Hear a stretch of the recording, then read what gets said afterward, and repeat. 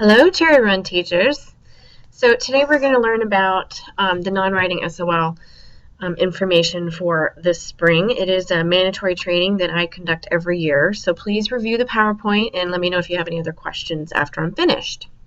I may have to do this in 2 segments because I can only record 15 minutes at a time, so we'll see how far I get. All right, so announcements.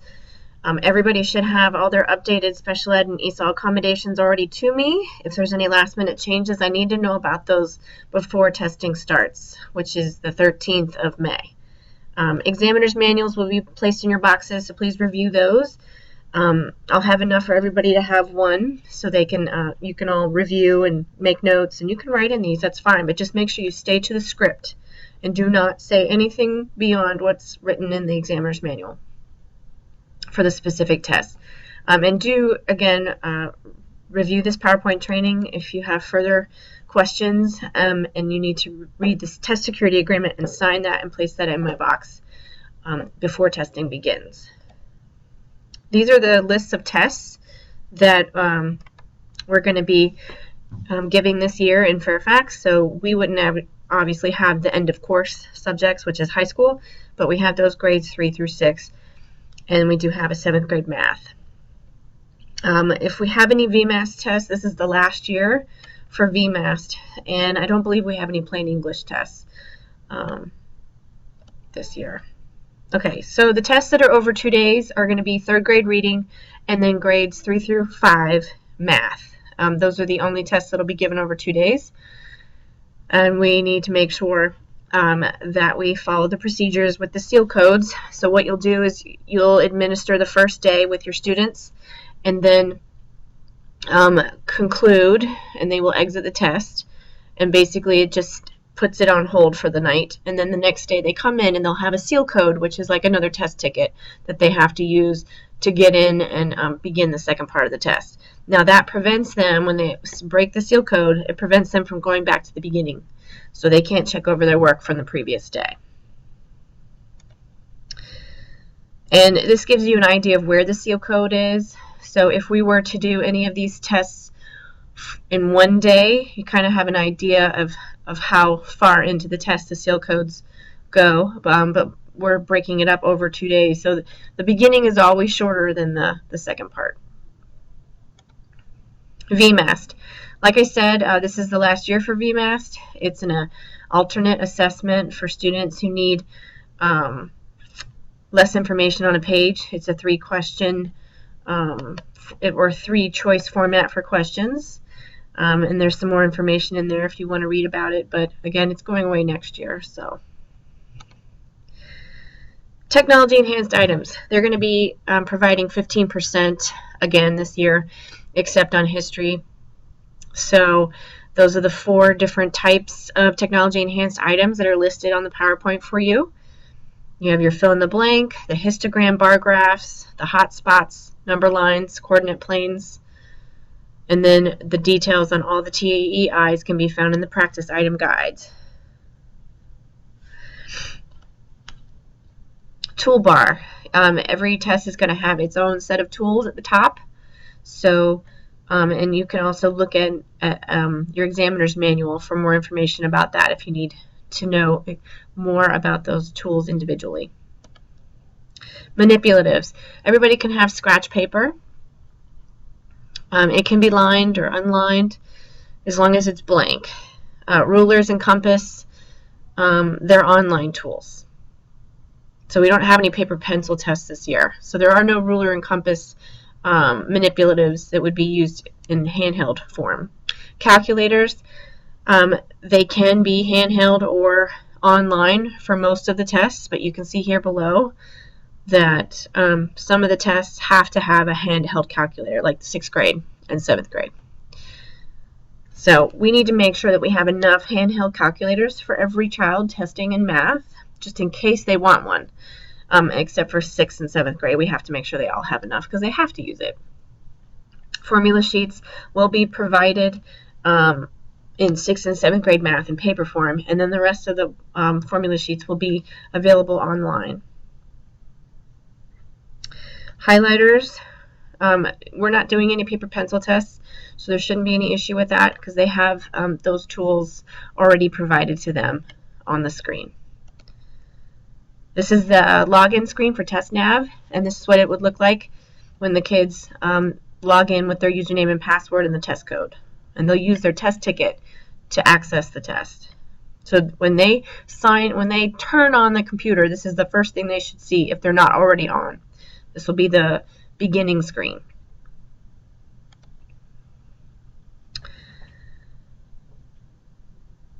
Make sure that students have practiced logging on. There should have been time in the lab or in your classroom where they practice on TestNav, signing in.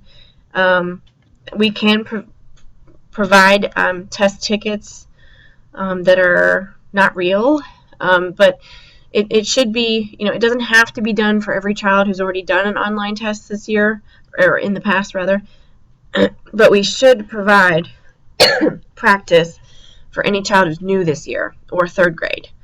So I just want to stress that the kids should not be signing in for the first time using a test ticket. They should have had some practice understanding how that works. Examiner and proctor trainings, these are the topics that I have to go over, required by the testing office. We need to make sure that we review the test security agreement and that you do sign it and submit it to me. You have to stay with the script. So if a student asks you a question that throws you off, you just need to go back to the script and remind yourself, these are the only things I can say to a student who has a question.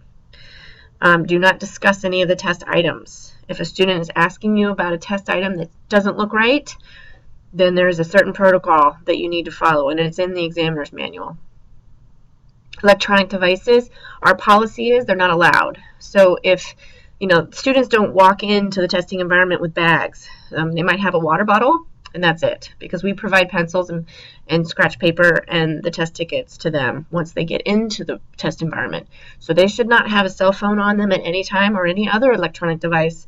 So if you see a child with an electronic device during testing, you need to go over to them. You need to confiscate that device quietly and let me know about it, because he or she must exit the test, because that's a violation of test security, and we treat it as cheating. So please let your students know beforehand. Testing schedule, everybody should know that, but if you still need a copy, let me know. Procedures for logging on should not be new. It should be something that's practiced all along, like we've said before. If any students are absent or late to your testing session, they're going to have to report to the library because they cannot enter the environment once you've started directions. And if they're absent, then we just need to make sure that we note that they're absent on the roster. Please make sure during the time when you check out materials that you count everything and sign, and that you also need to count them back in when you return your materials. Accommodations, we need to make sure that we're providing them to whomever needs them, and that we're not providing accommodations to students who don't need them. So you should all have a list of who's getting what, and it should be very clear, and if you have any questions, let me know. During your test administration, when you're reading your directions, the directions are going to tell you exactly what to do. They're going to tell you when to hand out the scratch paper, when the students need to sign on with their test tickets. So all of that will be noted in order, so you don't have to even worry about it. You just read the script. Make sure that you're actively monitoring your test environment, that you're moving around, you've got your eyes on all kids. There should be 2 of you in the room, and if there's not, then there's you in the Audacity program. So it should be a very active proctoring situation where you are monitoring students, making sure that they're not using electronic devices. And if you have any situations where kids are trying to stall and finish last, then just email me, or if any other computer issues come up, email me or Tiffany, and we will make sure we come right to your room when we can, and we'll problem solve and troubleshoot.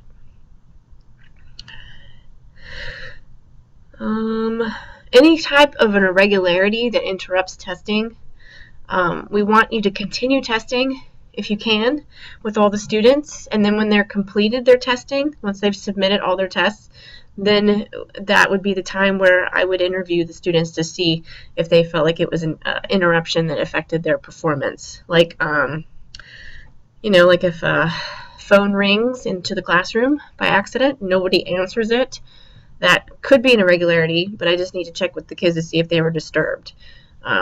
If there's a lawnmower going off outside, I will make sure that Mr. Wayne knows our schedule, but if for some reason something like that happens, just have the kids continue testing, but let me know about it so then I can interview kids after testing's completed. Do make sure that you collect all of the materials at the end of the testing session. They should just go right back into the tub. So tickets, scratch paper, pencil, any of that should all be back into the tub. Students should know how to raise their hand before they hit anything further than checking their answers. So if they're finished, they need to raise their hand before they submit the test. They have to have your permission. And then you want to make sure that they, if they need a bathroom break, they can exit the test, and then someone would need to walk them to and from the bathroom, and then they can resume the test. And so you just have to let me know if that needs to happen. If someone needs to go to the restroom, the student can exit the test, but then I have to, or Tiffany has to, resume the test so they can go back in and log in. Monitoring the test. Just again, make sure that you are roaming the room and keeping your eyes out for anything that looks like it's not above board. You cannot give any help or cues to students. Making sure you cannot pronounce words for them. You can't reword a question. You can't provide hints or clues. You can't give reminders. You can't give any verbal indications or nonverbal clues about the correctness of their answer.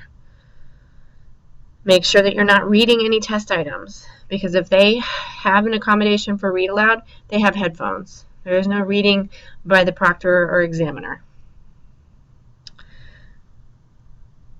Make sure that there is no, interference with the proctoring process. So you want to make sure you're not grading papers or checking email, that you are engaged and watching the students to make sure that they're doing what they need to do.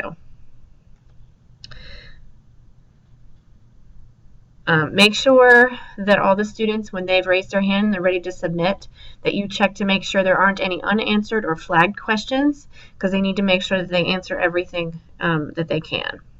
So what you can do is you can say, read the screen carefully. This is 6th grade. And for grades 3 through 5, you can say directions in the examiner's manual. So there's very specific wording. You have to look at the examiner's manual for what it says. But there is a way you can alert their attention to an unanswered question. All right, so just another slide about answering questions. The examiner can say, read it carefully and choose the best answer, or I cannot answer that question. But beyond that, you cannot risk any violation of test procedure.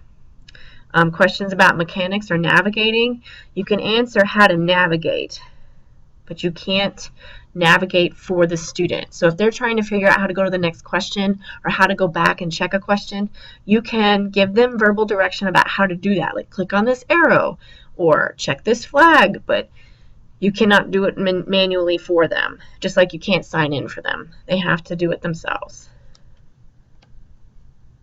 Okay, materials needed for testing. Examiner's manual, you will get it in your box. Test tickets or test booklets. We don't have any booklets because we don't have any paper tests, but you'll have test tickets in your tubs. You'll also have seal codes for any of the tests over 2 days, or that are 2 days. You'll have approved manipulatives that are required or optional, like calculators, depending on the grade level, or formula sheets. You'll also have, a pencil for every child, if not more than one. And you'll also have a roster sheet, so you'll be able to mark any absent kids. Headphones for kids that are taking audio tests is something that will be already there, waiting for them. And I think we only have one student that needs a dictionary, but if there's any other students that do, we will provide that as well. All right. And